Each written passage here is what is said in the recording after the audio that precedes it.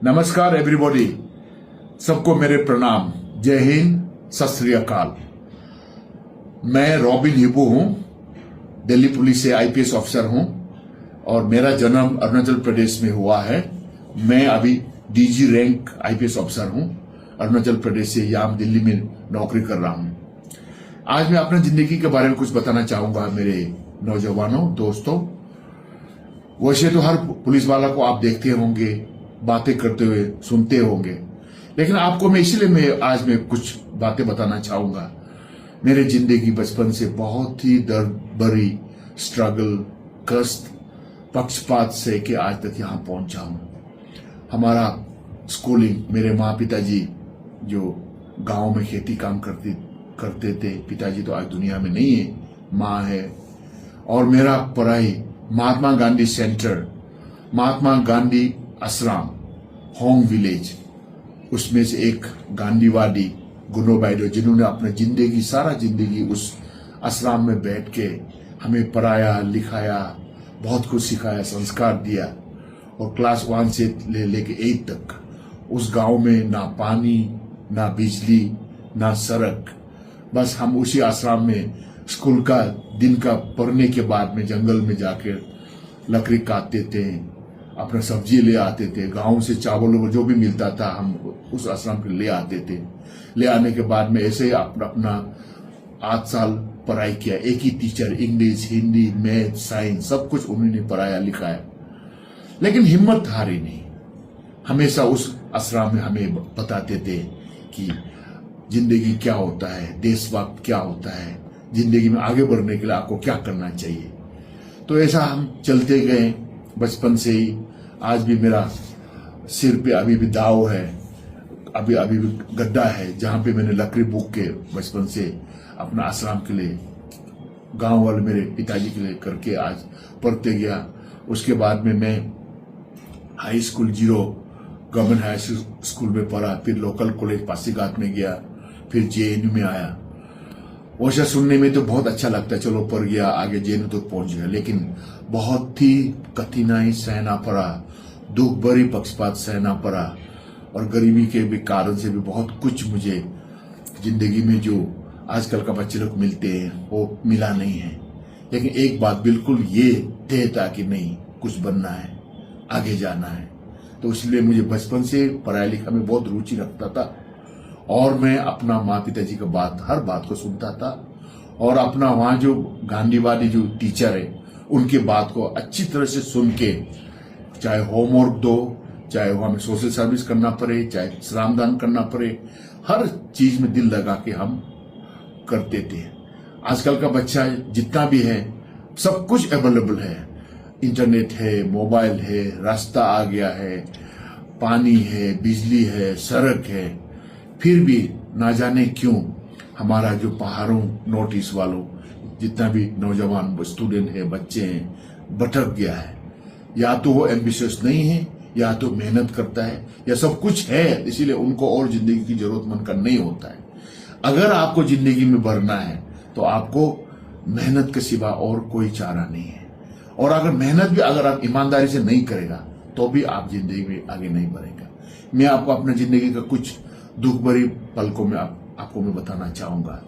एक तो था जब हम स्कूल में था, बहुत लोग इधर उधर जाते थे, हम लोग तो बस जंगल में लकड़ी काटने जाते थे, फॉरेस्ट डिपार्टमेंट में लेबर काम करने जाते थे। वहां हाई अल्टीट्यूड फिश फार्म में पिताजी के साथ में लगकर परवाल लेकर के, स्पेड लेकर के हम लोग गड्ढा खोदने जाते थे। उसके बाद में जब छुट्टी वापस आते थे, उसी अपना मेहनत कर पैसा कमाई से अपना किताब को, पेन पेंसिल को लेकर के हम अपने स्कूल में वापस जाते थे।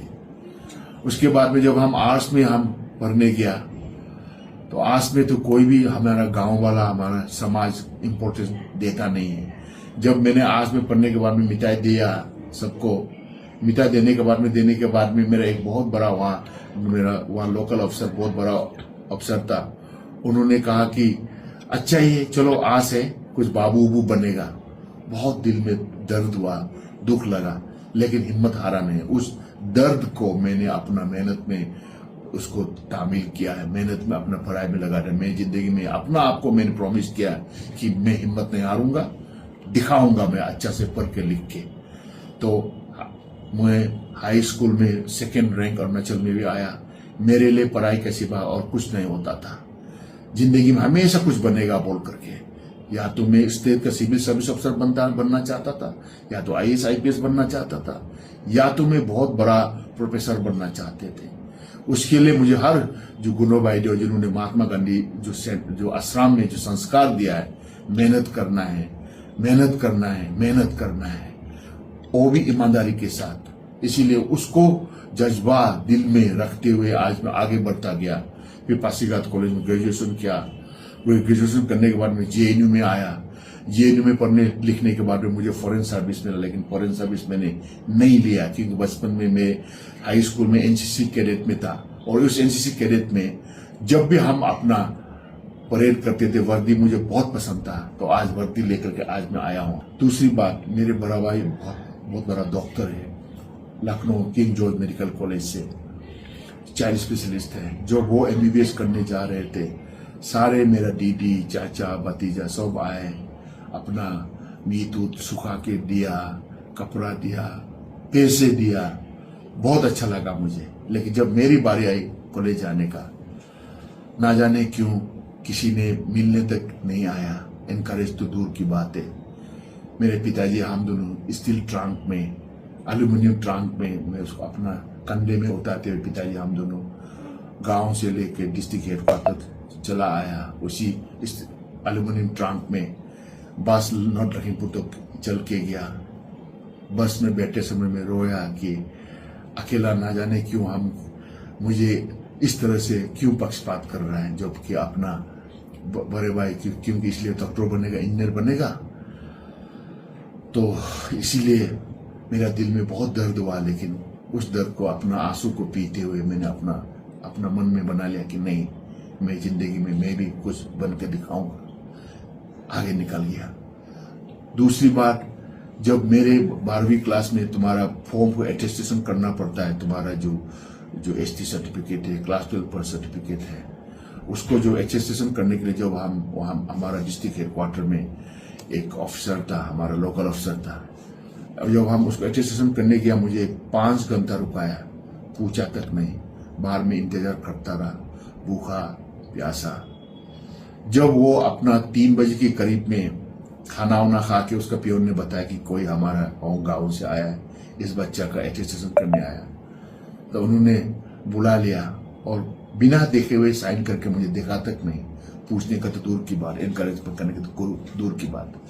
आज भी जब भी मैं कहीं भी जाता, मैं अपना स्टाम्प को लेके जाता, ऑफिशियल स्टाम्प को। कोई भी जिसको भी अटेस्टेशन करना होता है, मैं इमीडिएटली उसको अटेस्टेशन करके मैं मदद करता हूँ, क्योंकि मेरा उस दिन को मैं याद आता हूँ। छुट्टियों का समय में जब लोग तो इधर उधर जाते थे, हम लोग बस फॉरेस्ट डिपार्टमेंट में भी हम लोग पौधा लगाने के लिए लेबर हाजिरा करता था। हाई एल्टीट्यूड पीस पाम में, जीरो में, उसमें भी हम लोग गड्ढा खोदा है, पूरा मिट्टी होकर पिताजी के साथ में। आज भी जब हम जाते हैं तो अब उसी हाई एल्टीट्यूड पीस पाम जहाँ भी मेरे पिताजी के साथ में पूरा छोटा बच्चा था, हम अपना स्पेड को लेकर के जो मिट्टी निकाल करके कितना गंदगी हो जाते थे, उसी जंगल में हम खाना खाते थे, उसे याद आता है। वैसे करके हम अपना छुट्टियों का समय में भी हम अपना कुछ पैसा कमाने के लिए हम लोग इस तरह से लेबर काम करते